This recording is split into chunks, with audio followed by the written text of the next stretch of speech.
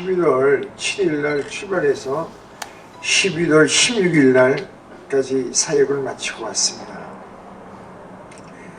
사역이 아니고 은혜 받으러 다녀왔습니다. 선교사님 말씀 중에 하나가 하나님의 복을 받은 자로서 그 복을 누리며 다른 이들에게도 덕이 되게 하는 복 있는 사람. 정말 하나님을 보고 있던 우리들은 그 복을 마음껏 누리며 다든이 우리 성교국 갖고 온 우리 동료들한테도 덕이 되게 하는 복 있는 사람이 되도록 삶을 마치자, 이런 각오로 돌아왔습니다.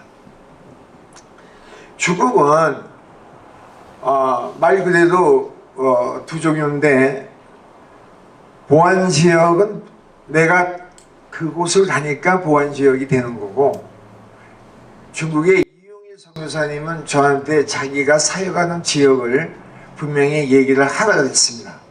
그게 어디냐면은 상하이에서, 그러니까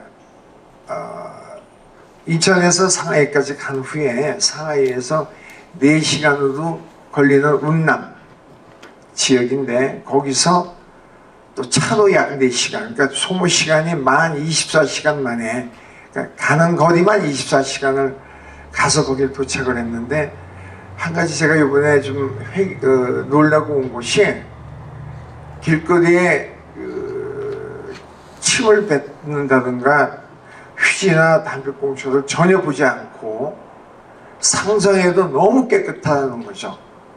그래서 우리 간 팀 멤버들이 너무 놀랬고, 우리가 생각했던 그런 중국의 그 성도님들의 퀄리티가 우리보다 예배를 더 잘 본다는 거죠. 그러니까 이제 시작의 단계가 아니라 업그레이드가 된 상태에서 믿음 생활을 하는데, 거기에 어딜 갔냐면 이쑥이라는 데를 다녀왔습니다. 그러니까 자세한 얘기는 4명이 갔다 왔는데 4명, 5명 가니까 너무 좋더라고요. 아주 너무너무 좋더라고요. 제가 여러 군데 선교지를 다녀왔지만 물론 최근에 갔던 거기 때문에 그런지 보이지도 않는 하나님의 그 귀한 그 은혜를 받아왔고, 한 가지 제가 놀라운 사실은 상하이의 그 현지, 그러니까 차이니스 코리안, 그러니까 본토 시민권을 갖고 있는, 국적을 갖고 있는 성도님의 말씀이 상하이에서는 예수 믿으라는 전단지를 뿌린답니다. 그럼 공안이 오면은 잡아가겠죠. 그런데 잡아가라고 소리치면 잡아가지도 않는다 그러고, 상하이에는 지하교회가 엄청 많고 자유롭게 예배를 본다는 그 말에 진짜요? 하고 다음에는 한번 확인을 한번 더 할 기회가 있기를 바라며, 그러면은 우리가 생각했던 데만큼 뭐 보안에 문제가 있다, 이게 좀 약간 의심이 갈 정도로 자유스럽게 다녀왔습니다. 그러니까 보안지역은 보안지역이고, 저희가 갔던 데는 그 조선족 저희 교회에서 정식으로 파송한 선교사님이 너무 엄하고 너무 깍쟁이고, 좀 나쁘게 표현한다면 주는 데에 인색한 게 뭐냐면은, 상자인지 하여튼 어떤 신학교 같은 데를 빌렸는데 저한테는 얘기를 안 하더라고요. 그래서 예배가 끝나고 강사들을 한 50명 정도 강의가 끝나고 난 다음에 이제 제가 배웠던 대로 여기 저기 자릿세 줘야 될 거 아니야 하고 내가 돈을 줬더니, 장로님 필요 없습니다, 저는 여기 와서 도리어 돈을 받아갑니다 하고 제가 준 돈을 거절을 하더라고요. 너무 이렇게 잘 돼 있더라고요. 아주 깐깐하고 너무 헌신적으로 돼 있고, 또 그분을 도우는 분도 또 있는 걸로 알고 이렇게 발견하고 왔는데, 우리 은혜 한인교회로서는 아주 복돌이, 정말 우리가 원했던 그런 선교사님이 아니었나 이렇게 생각합니다. 그래서 구체적인 설명은 우리 이번에 같이 다녀온 그룹 27의 이한철 집사님이 부연 설명을 하겠습니다. 안녕하세요. 27그룹 그룹장 이한철 집사입니다. 제가 어젯밤에 급하게 준비를 하느라고 일단 슬라이드를 보면서 설명을 드리도록 하겠습니다. 불을 요 앞에만 잠깐 끌까요? 네, 요번에 저희가 비전 답사라고 이름 지었는데, 저희가 답사를 갔다 오게 된 이유는 지난 저희가 27그룹이 중국 선교지를 담당을 하면서 이번에 운남성으로 인카운터를 떠날 계획이었는데, 준비하는 과정에서 저희가 이번에는 그냥 인카운터를 하지 않고 답사를 먼저 하는 것이 낫겠다고 생각해서 먼저 답사를 다녀오게 되었습니다. 그리고 저희가 이제 방문하게 된 목적은 아까 말씀하신 중국의 소수민족 중에서 리스족이라는 곳을 방문하게 되었고요. 그 다음에 또 하나 제일 중요한 답사 목적은 저희가 과연 그러면 중국 선교를 갔을 때 안전성이라든가 저희가 주의해야 될 점이 무엇인지를 미리 파악하기 위해서 다녀왔습니다. 다음 부탁드립니다. 일정은 11월 7일 날 출발해서요. 비행시간으로 20시간 그리고 이동시간 33시간 정도 걸려서 그 내륙에 있는 리장이라는 곳으로 도착을 했고, 리장에서 한 4시간 정도 육상으로 차량으로 이동을 해서 누장이라는 그 자치구에 도착을 했습니다. 그래서 첫째 날은 해발 1500m에 위치한 산중턱에 있는 부족을 방문했고요. 여기는 리스족이고요. 두 번째는 저희가 그 누장 지역에 있는 그 지도자 교육관이 있습니다. 교육관을 방문했고요. 셋째 날은 해발 2500m에 위치한 그 리스족 부족들의 그 교회를 이번에 이제 헌당 예배를 하는 게 있어서 거기에 참석을 했습니다. 그리고 그 후에는 이제 샹그리아, 그 다음에 상해 이렇게 보고 왔습니다. 다음 부탁드립니다. 여기서 보시면 상해에서 리장까지 4시간, 그 다음 리장에서 누장까지 육상으로 4시간 정도 걸립니다. 근데 이제 누장은 요 미얀마 국경에 굉장히 근접해 있습니다. 다음 부탁드립니다. 이 중국은 저희가 이제 너무 몰랐습니다, 제가. 그런데 이번에 이제 배우게 된 거는 중국은 한족과 그 다음에 55개의 소수민족으로 구성이 되어 있는데, 한족 인구는 90%를 차지하지만은 소수민족 55개 소수민족이 차지하고 있는 영토는 64% 이상을 차지하고 있다고 합니다. 그래서 이 중국 정부에서는 이 소수민족을 통제하고 컨트롤하는 게 굉장히 중요한 안건인데, 이분들이 티벳부터 시작해서 모든 대부분의 소수민족들이 산간 지역에 집중해 있기 때문에 이분들을 도시로 끌어내리기 위해서 집을 주기도 하는데, 이분들이 그 자기 자치적인 그런 소수민족의 문화와 그 종족을 보존하기 위해서 산에서 내려오지 않는다고 합니다. 그리고 종교 자체는 이분들이 워낙 그 중국에 종교가 많기 때문에 모든 종교에 대해서 자유를 보장을 한다고 하지만, 모든 종교들이 정치나 그 다음에 정치적인 발언이나 선동을 하는 것을 굉장히 민감하게 여기기 때문에 모든 종교에 걸쳐서 감시를 하고 있는 게 사실입니다. 그렇지만 이제 기독교에 대해서도 정말 세계에서 제일 많은 성경이 발간되고 있고요.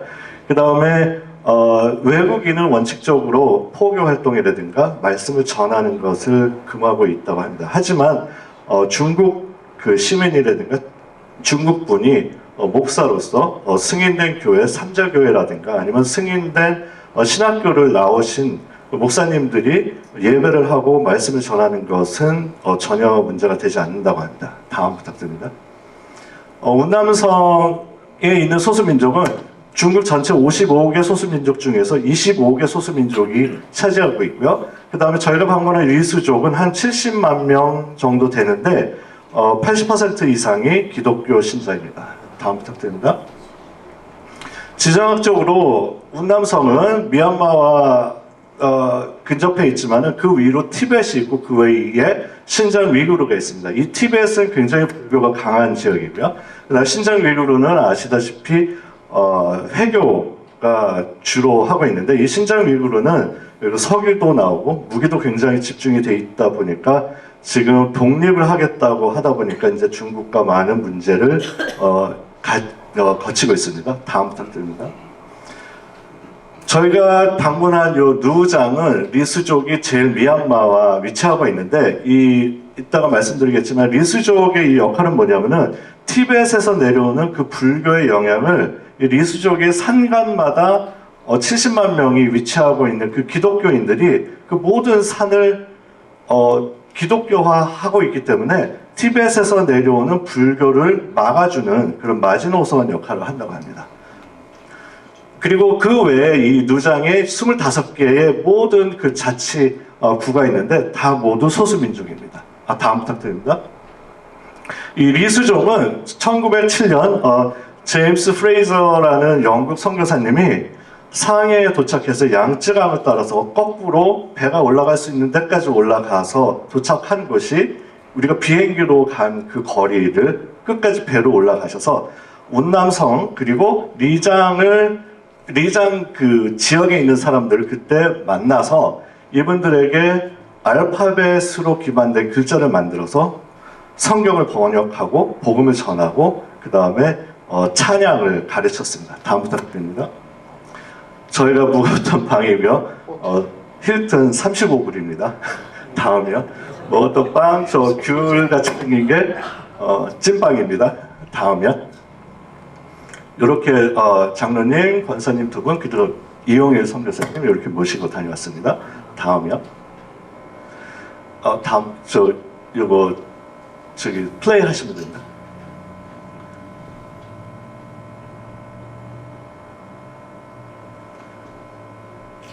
네, 플레이 하시면. 네. 아니면 네, 넘어갈게요. 요거는 이제 이렇게 사실 원영주 장로님이 그 한국서 수술하고 허리 수술하고 오셨는데 수술하기 전에 좀 올라가시느라고 좀 고생을 많이 하셨어요. 다음 부탁드립니다. 이렇게 1,500m로 올라가면은 이렇게 마을이 보여 있는데 여기 한 20분 정도가 보여 있고 저게 지금 짓고 있는 게 교회당입니다. 다음이요. 지금 요분들이 교회를 짓고 있는데 이게 다른 데에서 지원도 받는 분들도 있지만 요분들이 이 산에 옥수수와 돼지를 키워서 나름대로 계속 벌어가지고 이분들이 자체적으로 이렇게 교회를 짓고 있는데 이런 교회가 지금 현재 34개 교회가 각 산등성인마다 동시에 교회를 짓고 있다고 합니다. 다음이요. 저희가 오니까 돼지 2마리를 잡아주셨어요. 다음이요. 이거는 그 리스족이 쓰고 있는 찬양 악보입니다. 저는 엑셀인 줄 알았어요, 처음에. 근데 보시면은 가운데는 가사고요. 위아래가 이게 4가지 화음을 넣게 되어 있는 악보입니다. 다음이요. 이거는 저희가 둘째 날 방문을 한 그 지도자들을 교육하는 교육관인데 산에 있는 그 많은 리스족 그 지도자들이 여기 내려와서 여기서 기숙도 하게 되고 교육을 받게 됩니다. 다음이요. 요것도 같은 시설이고요. 다음이요. 이런 시설에서 이용일 선교사님이 중점적으로 하시는 것은 주로 리스족 지도자들을 복음을 올바로 돼 있는지 확인을 하고 양육을 제대로 시키는 일을 담당하고 계십니다. 다음이요. 저희가 그 미용 사역되고요. 다음이요. 저희가 간단하게 리프레시도 만들어서 대접을 했습니다. 다음이요. 요거는 저희가 3번째 방문을 한 해발 2,500m 지역에 있는 산인데요. 경관이 정말 멋있습니다. 다음이요. 요것도 플레이가 안 되겠죠? 네.